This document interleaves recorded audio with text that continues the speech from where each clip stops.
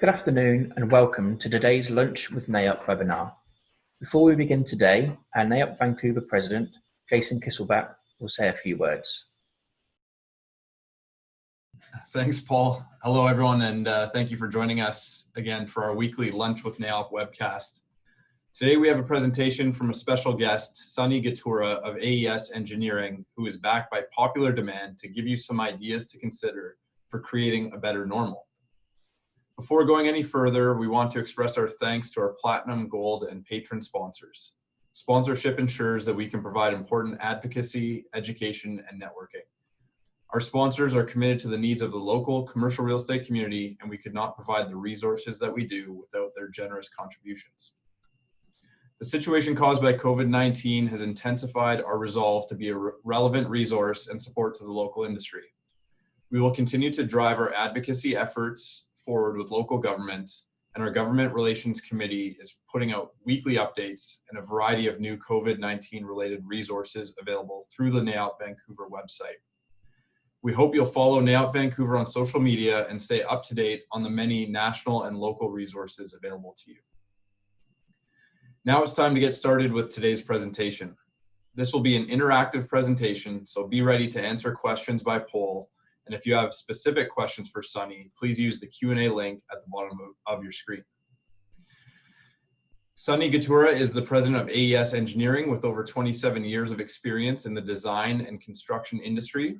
With his passion for technology and rich understanding of the building and infrastructure industry and a sensitivity to design simplicity, Sunny is an active advocate for advancements in technology and innovation to improve people's lives. Sunny helps many businesses go beyond electrical systems and focus on user experience and behavioral change that in turn achieves true sustainable results. Sunny is an excellent resource to share the key paradigm changes he foresees occurring in the building and infrastructure industry. In addition to numerous awards that his projects have won, Sunny was also honored with a Top 40 Under 40 award by Business in Vancouver. I'm happy now to turn our session over to Sunny Ghataurah. Thank you, everybody, and thank you, NAIOP, again for having us and looking forward to this. We've got quite a bit of content, but I'm promising everyone to keep it under the 30 minutes, and I'm sure we've got other commitments to get to. So thank you for having us, and with that, we'll just get started. A little bit about AES. Our focus on our day-to-day stuff that we do is leaving the world in a better place than it was when we took it. So our approach to everything on design is designing a better tomorrow, whether it's flexibility in systems, innovations, small or large, to look at improving people's lives. With that, we'll start the presentation with a poll. And I thought I'd just get a show of responses on this one as to what shift do you anticipate post-COVID? And I say post-COVID and return to work in September is possibly not post-COVID, it's during COVID. So once we're all past this on the other side of a vaccine, what do you think is important? And the polls are up, and if you could take a quick minute and respond, we'd love to see some responses here.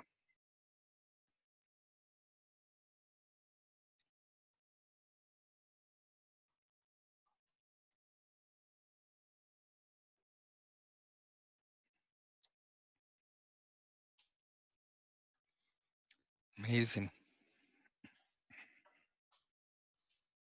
Cool.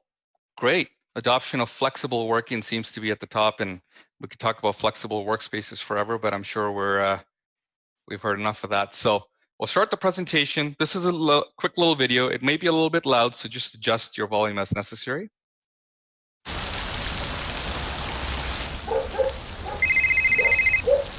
We still have service?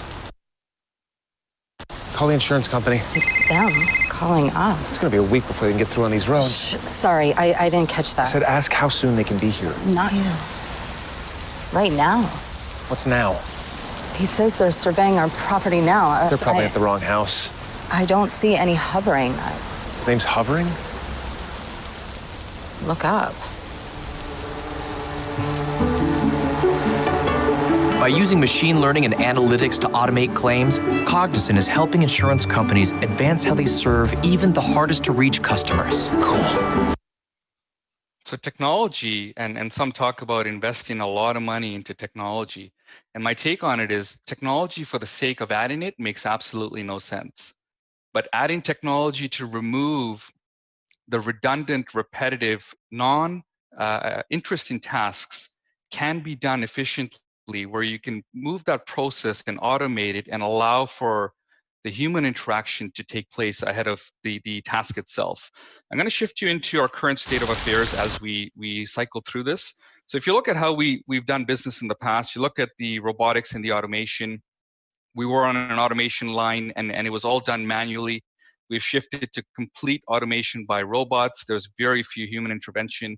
You look at delivery and how it used to be done, and to some extent is currently done, and look at what the future unholds. And we are seeing some of this in some parts of the US, and we'd be looking for this in the BC region over the next 12 to 24 months. And when you shift to construction, here's an image I use of a project circa 1906. And this is from 2010. So nothing's really changed other than maybe some prefab and some CLT work.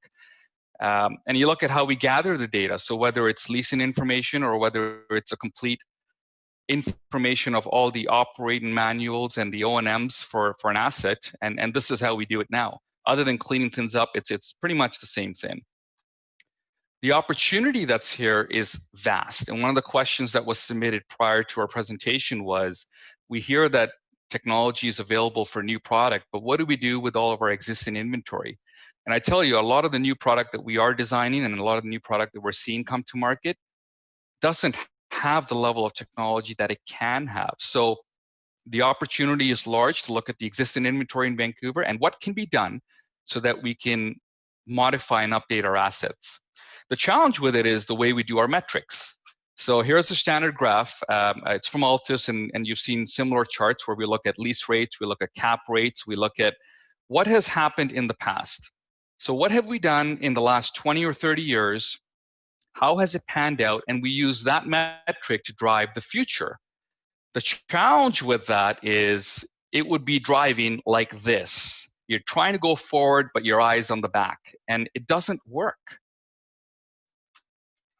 The other metric I'll put forward is if you look at some of the data put forward by a lot of firms out there on the recruitment side, 2019 and 2020, we've got about a third to almost a half of our workforce being millennials. And if you look at 4 years out in 2025, we're going to have 3/4 of our workforce being millennials and Generation Z. Generation Z, by the way, is the generation that the millennials will be making fun of. What they're looking for in workplace is technology, and how we can add technology to places is being used as a driving factor to determine whether they would come to work at that place, come to shop at that place, or come to have an experience in that place. With that in mind, the next poll question: technology is currently an afterthought, and we see this. It's added on at the time when we're talking about FF&E, furniture and other equipment on a project. So with what we've talked about and with COVID in mind, would you be interested in changing your approach on technology? The polls are up. If you could take a quick minute and answer it.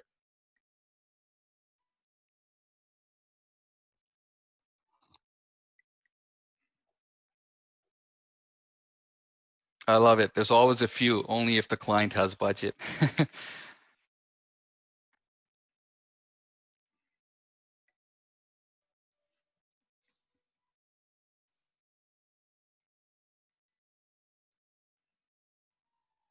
Few more seconds and we've just closed the polls. Top one being technology will be at the forefront, and anybody that's responded on that one, I commend you for that. And for the folks that are talking about only if budgets are around, you're right, that's typically how things have been done, but I'll suggest to you that that doesn't work given that the rules of business have changed. So in real estate, when we look at whether we're buying an asset, procuring an asset, leasing it, location, location, location. I've been a NAIOP member for 15 years, and I've heard that over and over. And let me suggest to you that that's no longer the case going forward. And it's not just my prediction. This has come forward from Deloitte, KP, EY, and many of the 4 and 5 majors across the world. We're looking at location coupled with user experience, which is the bar on the bottom, and analytics. And of the three, the most important one is the user experience.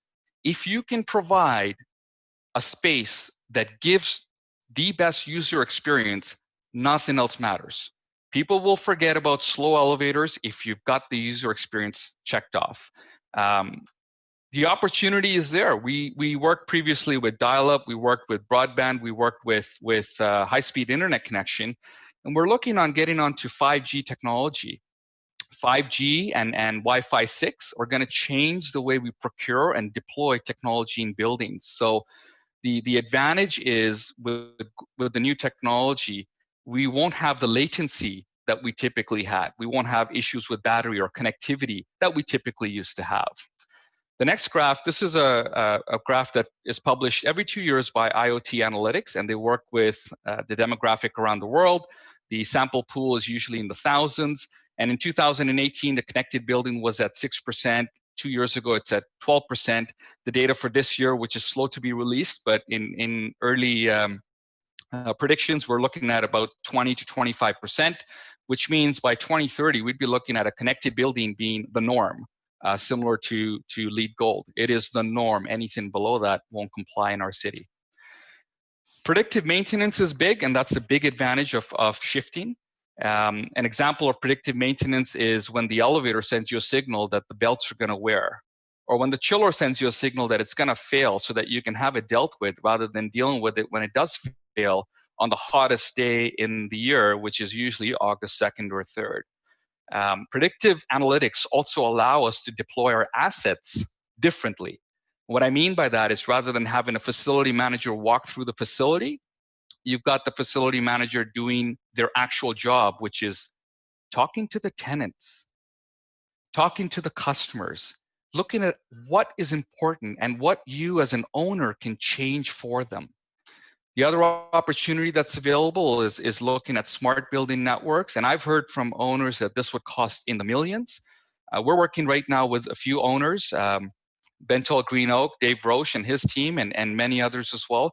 We're looking to make it so that this is a cost neutral. It's not going to cost you any more, but you get a converged building that allows you the flexibility of doing anything you want in the future without knowing everything that is truly available today. Third polling question: what type of transportation systems should we accommodate in buildings?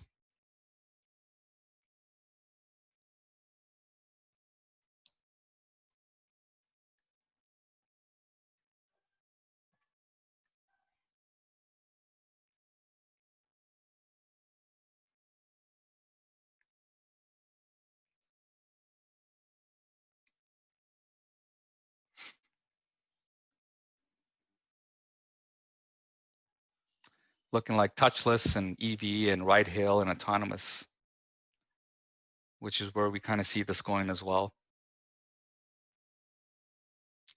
The thing that's important around this one is the way we plan our parking for facilities, whether you're doing an industrial bay or whether you're doing an office or a retail product. The drop off and pickup is going to be much more important than having visitor and permanent stalls. So something to consider as you start planning your parking systems. Here's some data that was put forward by Deloitte. We've heard about the new normal. I think everybody has seen or will have seen a presentation or two around the new normal.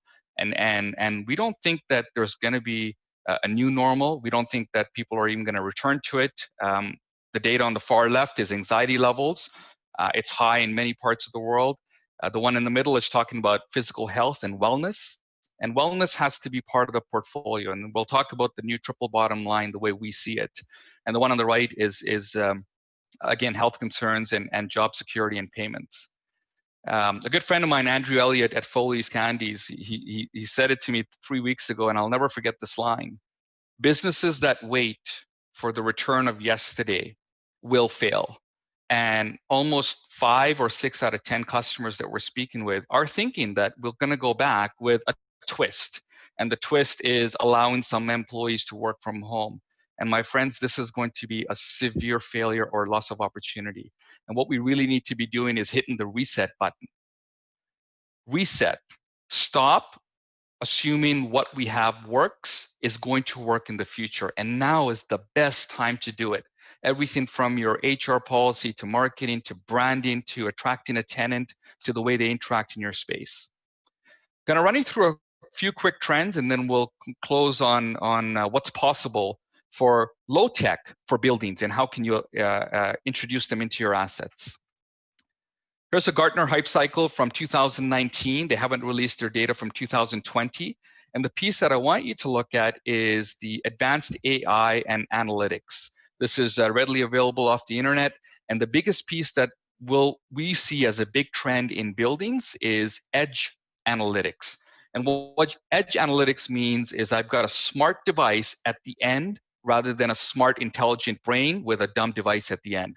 So an example of that would be a card reader or a camera. The camera has all the analytics built into it rather than relying on sending it back to central for them to process. So edge analytics will be huge. And in order to leverage that in your building, you're gonna need a smart building network or a central network of some sort. Predictive analytics, if you haven't heard, so Amazon is going to be doing anticipatory shipping. What that means, based on how you use Google and how you use Amazon and what you shop on, they're going to send you a package. So you might be browsing for shoes, and one day during the week, a package shows up, and it's the shoes you were looking at. And if the price looks right, you're going to say, I'll keep it. And it's a simple way of increasing market share. Amazon's doing it. The retail sector can do it as well, the malls and every other space as well. Couple other quick scenarios. This is a relaunch of a company called Scanuda, which had the hospital in your pocket. It was a small device that measured all your vitals, heart rate, blood pressure, etc. They relaunched it to Healthy IO, which takes a sample from you and gives you lab-grade results of anything you want to know. An example of something you want to know, early detection for chronic kidney disease. Readily available, you could do it at home, and you don't need to wait till it's too late. This was published a month ago, and I found this one to be very exciting. This is from Rochester Institute of Technology. A micro device to detect bacteria and viruses. And boy, I tell you, if they'd done this a year or two ago, we'd be in a different place. You can walk around with a device where you'd be able to detect levels of contamination within the space. Now, how cool would that be? The Lumka. This is a smart pole. We're working with a big developer east of the Rockies to build almost 1,500 acres into a tiny city. And we can do in a smart pole where it can capture your data, provide hotspot, provide charging, provide security, do communications on billboards, and there's tons and tons of other applications. And this can all be done in one centralized purchase rather than 6 or 8 different systems that you would spend your money on. Again, looking at doing things smartly with the money that we've got on projects. The next poll that we've got is, what do you anticipate would be the biggest concern in buildings when people return to work, either during or post-COVID? Polls, please. Again, we're looking for the biggest concern.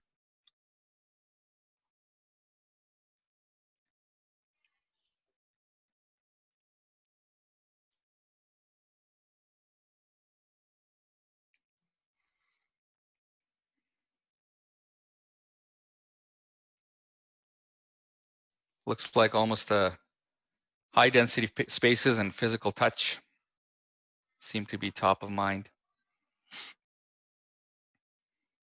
Excellent. It's amazing. Over the last 20 years, we've gone from 200 square feet a person down to 125, and we're trying to bring it down to 100. And now the shift backwards. And we'll see what that does to spaces. Here's an example of an app. I'm going to cycle you through a couple technologies that are available. This was done from First Canadian Title. It's a way of connecting a buyer with an appraiser and removing the entire appraisal process. So somebody's looking for a valuation. This, as it starts going from residential into mainstream, we'll be looking at removing the appraiser completely from the process. So if you're in that business, you better start looking at innovating. The next one is HouseKey. This is mainly residential. and connecting condo owners with renters, and pretty soon to come for commercial spaces, connecting folks looking for small spaces with people that are looking to lease it out. Again, removing the broker from the middle. The next one is Finio.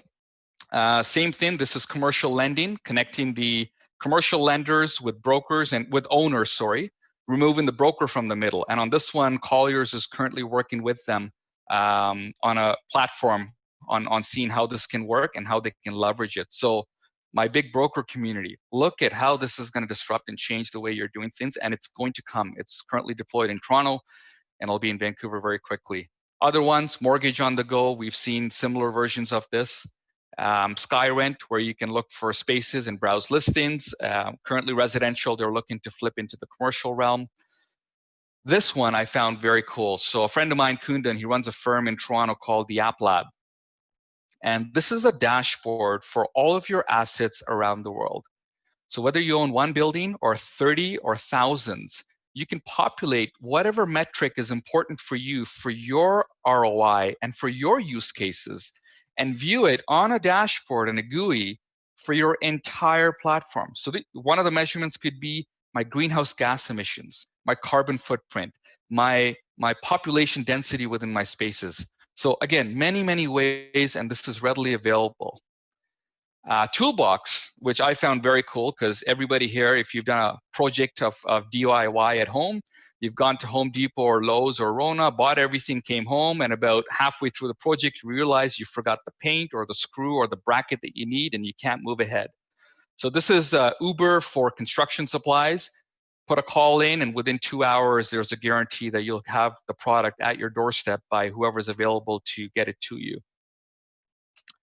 Park and Fly, this is in Toronto. It's a concierge service. So you drop your car off, get to the airport, and concierge so that when you come back to Park and Fly, the car is ready to go.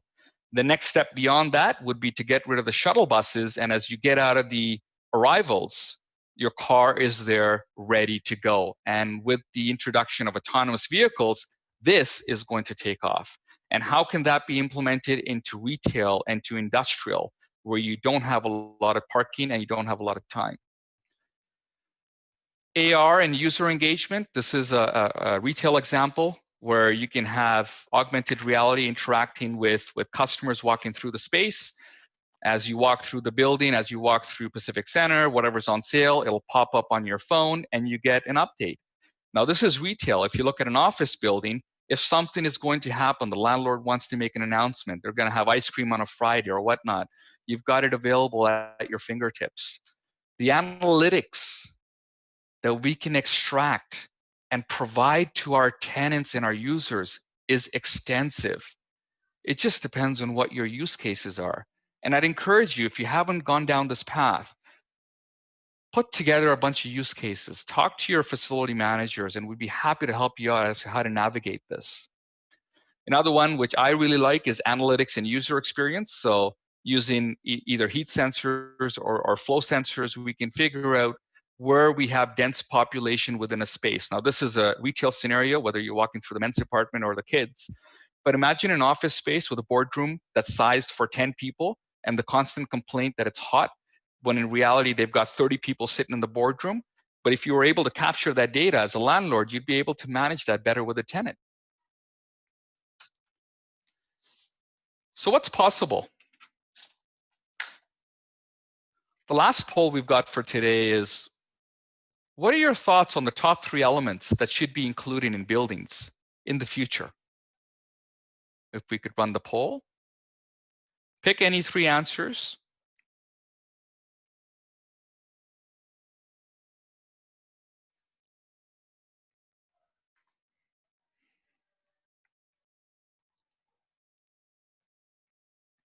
I love it. App-based touchless interface. Everyone wants it because we've got it at home. Why can't I get it at work? Mobile integration, live-in facilities. Oh, smart lockers. Actually, there was another slide I pulled out, but there was something I had on smart lockers as well. Fantastic. Excellent. Going to continue and get us through to the end. So, coined in 1994, the triple bottom line that's been talked about forever has been around the economic economic, social, and environmental responsibility or sustainability, if you want to interchange the last one. And I'm suggesting at AES what we think is more important now is sustainability, wellness, and technology. So the economic, social, and environmental are not forgotten. They are now prerequisites. It's not a triple bottom line that's new. We have to do that to make projects sense. Going forward, we've got to consider sustainability and carbon. We have to consider the wellness of people and technology. And this is what's going to be used as framework for moving ahead on projects. Here's a research done by last year where they're suggesting this year 50% of all searches are going to be done through images or speech recognition. And we're seeing that at home. You ever see a 3-year-old walk up to your house and touch a TV? The first thing they do is swipe left or right. And when it doesn't move, they get bored and move on. Same thing happens in our workspaces. We've got Amazon, we've got Google, simple technologies you can pick up for between $50 and $200 and integrate into your system in your building and do speech. This is an example of a client we're working with, Quadrille, and they've done a math in one of their buildings in Toronto. They've estimated they spend about $200,000 in paper towel, in toilet paper, where it gets thrown out because they just replace them at the end of the day, regardless of amount of paper on the roll. And so we're adding a distance sensor that tells you how much is left, and based on how much is left, you go and replace the roll. Simple, low tech, but it saves a ton of money. Sensors everywhere.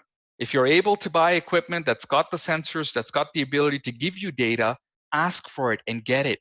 And what we work on with a lot of our clients is what data do you want to get? And if I have it in a way that's not proprietary so that I can analyze it further. Another one, which I'm sure many have heard of, is Comfy, where you can run a poll of the temperature around the floor, and whichever one is the most comfortable is the one you establish as the norm for the floor.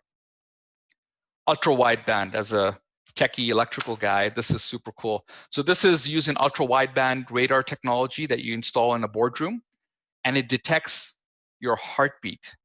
And why is that important post-COVID? Because people are anxious. And so if I can detect that there's a high level of anxiety in a room, I can now go on how to address that anxiety level. Very cool, very low tech, simple to install in public spaces, gathering, food courts, etc. Image recognition, no need to talk about it. This is going to be coming out and installed almost everywhere. We see this happening all over Europe. It's been in play for years, and again, another low tech. This is a human temperature screening. A friend of mine, Mike, over at the company called Real Time Networks, and they're here local in Port Coquitlam. You buy a little iPad, it's got a screen on it, and it can detect your temperature, and it can detect whether you're wearing a mask or not. And then you can manually deal with this, or you can automate it into your building, where if you're not wearing a mask or if you've got a temperature, you're not allowed to access that spot. The elevator won't take you to the floor, and you can't get into your building. Very, very simple way of adding technology at a very low cost. This one's my favorite. We actually posted it on LinkedIn as well. So in our office, we're in Bentall 1, and we've got 2 stalls and 2 urinals, and you could have an occupancy of 4 or 5 in there. But our comfort level from our staff was a maximum of 2. So our office team put together a very simple low-tech version of this, where they went to Home Depot, bought some closet lights, picked up some Velcro, attached it to the door, and as you walk in and out, you touch a light, and when 2 lights are on, it's occupied, you can't go in.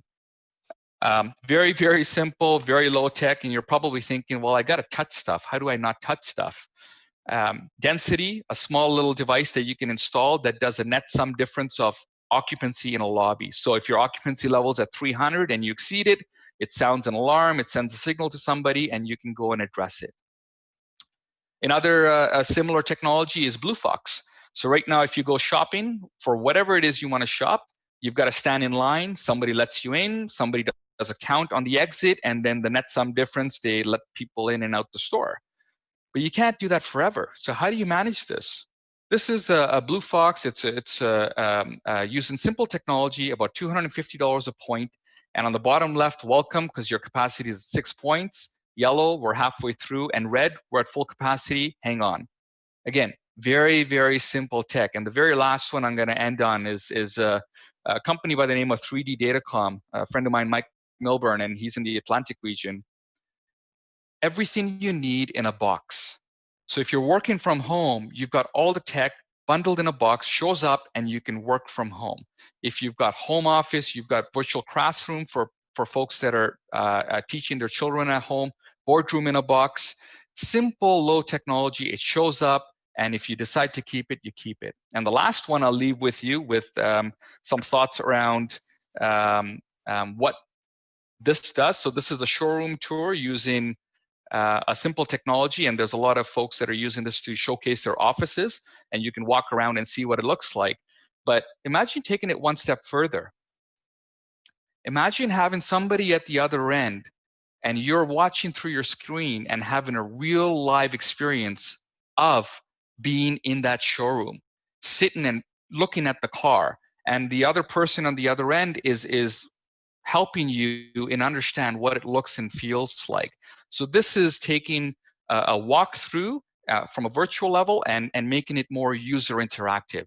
And then there's many, many more to come, and we're looking to hopefully do something further in the fall, if not in spring next year, and look forward to it. With that, I'm gonna end because we're a few minutes over.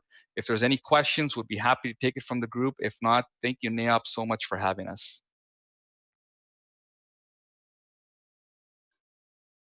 Thanks, everyone. That concludes today's webinar. Thank you for joining us today. Please join us again next Thursday, June 18th, for the next Lunch with NAIOP webinar.